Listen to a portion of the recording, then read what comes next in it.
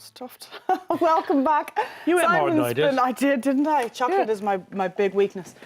Simon's been trying to take a day of rest all morning since it's Father's Day. Listen, we've been spoiling you rotten. Hasn't had much luck yet. Three bowls of the chocolate thing is supposed to make it for me. It's Father's Day, not Anna's Day.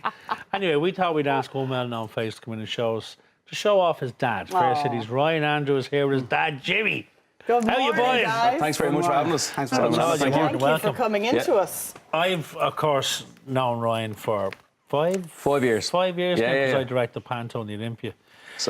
So through you, then I met your dad. We met at the Aviva. the and I games. know what he means to you because you've told me all about him. He speaks very highly of Jimmy. not to him. I don't say it to him. Yeah, not to your face. Only on national television. Yeah, he waits for these moments and then says the right things. He's been a great support to you, hasn't he? Oh, from day one. I wouldn't be doing what I'm doing today, if my dad wasn't there. But most people are saying that about, it's Father's Day. It's a great day to say it. But even from the very first audition in the Olympia Theatre, whatever, my dad would have dropped me up there, we were in Wexford, Take us back to your first audition. Take us back to what that was. It was actually, Singing in the Rain. Was it Singing in the Rain? Yeah, so that was in the Olympia. I was 10 years, 11 years, and I was doing the young Don Lockwood, so the young Gene Kelly. So it was a 5-week run. David Hayes, and and so my dad would have dropped me in, collected me every single day, and even with the Olympia Panto, so I'm in Simon's there, we're there 5 years together, I'm there 14 years, so my dad would have dropped me in, I said, collected me every day for the auditions. He used to wait outside. He was never pushy. He wasn't that show busy parent. No, but even getting him on here today, it was even hard. Like, would you come on today? Oh, no. He'd love to hear and be in the background. Like, he's not a pushy parent. What I love about it, Ryan, is that you say, whatever we're talking about you, Jimmy, we haven't said Jimmy, how are you? You're right. We'll have to talk in a second. Is that you say, when he was a young fella, Jimmy, like he was like yourself, he was into his sports. You were a bit of a football in your day, back playing for Edenmore, my own hometown. But Ryan was saying that he played sports right through, and you dropped him to training and all the usual as we do. But then when he changed path and thought, I might leave the sports aside and jump into acting. Yeah. Like, honestly, as a dad and as I have 4 boys at home, how did you react to that and think, acting, really? Yeah, it was. It's funny now when he left. I actually managed when he was a kid. I was playing for Paul Marnick, and he was a tough manager. You'd always kind of pick on your own. Do you know what I mean? Be hardest on him. You make an example of him. Yeah. I couldn't do anything. No, when he was doing the acting, then he says he was getting a little bit more woke, and he said, "I'm gonna give this up. I'm gonna do the acting." I said, "Great, Ryan, whatever you do, you know what I mean? I'll be behind you all the way." And since then, he hasn't done bad, has he? Pardon? He hasn't done too bad, has he? He's done all right. And would Mum, Jackie, have been of the same absolutely, mind frame? Yes. Very supportive. Yes. Anything I did, if I had said, listen, I want to do this, they were behind me 100%, which was great to have, because like the acting game, Simon, it's a conveyor belt. It's a tough way to make a living, and it's a hard business to survive in. And there's a lot of disappointment and knockbacks, 100%. And it's the stuff that, and I know from you more so than anything else, the stuff that no one ever sees. But you're there to pick it up and deal with that's it. Yeah, but you go for 10 auditions, you might get one job out of it. Do you know what I mean? And then you come out of an audition and how'd you do? I done all right. I think I done well. And then you don't hear anything from it. And but they're at the other end of the phone beforehand, giving you the support, and also being like, I didn't get it, and they're getting the flack then as well. So it's like you kind of. What impressed me most. Now I'm going to talk about him now. Yeah. So I'll talk to you about him now. I first met him 5 years ago. Obviously directing the Olympia Panto. He's a great kid. I describe him as a great kid. I have 4 boys. If they turn out like this young, I'd be very happy. Nice. And I've always said that to him. But then when I met you, it made sense. You know the way you can tell. You hear that phrase. I can tell the way that young fella's well brought up. But I met you, and it made sense to me then, Jimmy. Do you know what I mean? You've done a great job with him. Well, thanks very much. I'll tell you later, son. I'll give you that 10 later. I can read you right. But I mean that. He knows I mean that genuinely.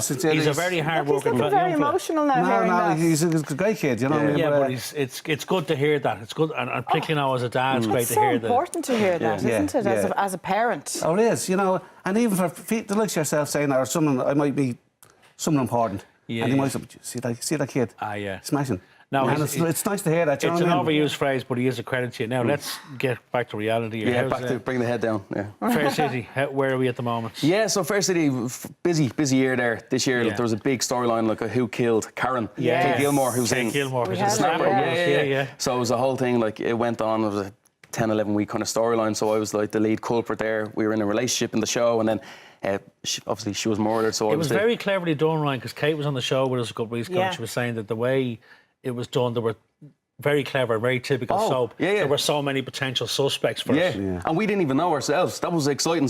But genuinely, when you hear that, when hunters hear that, they think, of course she knew. She had written the scripts. But you didn't know. But that's what, there was excitement on the set, because we were getting the scripts, you know. And next of all, Sean, the character who played, was being questioned. I was like, I'm not doing it.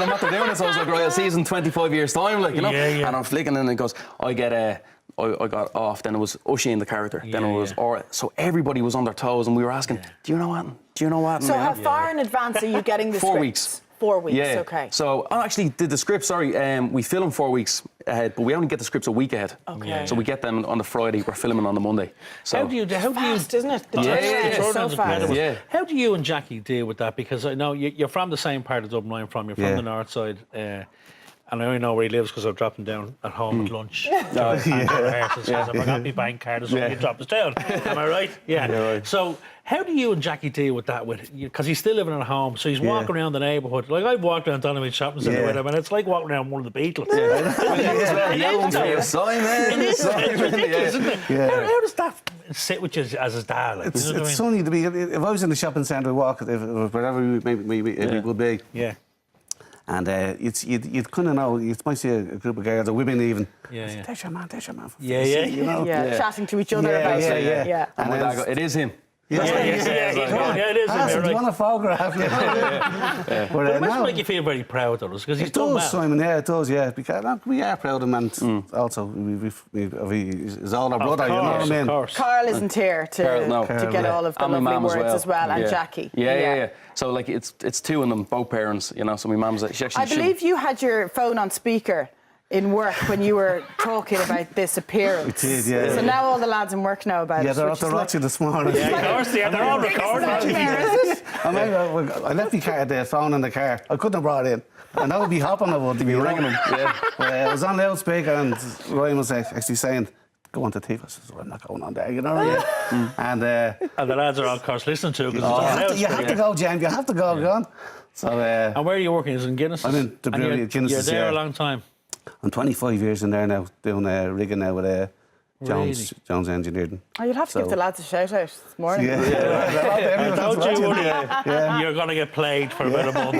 You'll be welcome to his word now. How are you, Jim? The superstar Guinness. Listen, thanks a million for bringing him in and showing him off. He deserves it. He's a credit to you. Thanks and it's great that he brought you in here to say happy Father's Day. We've got to take him for a nice lunch now. Thank you very much. Thanks for having us. Thanks, guys.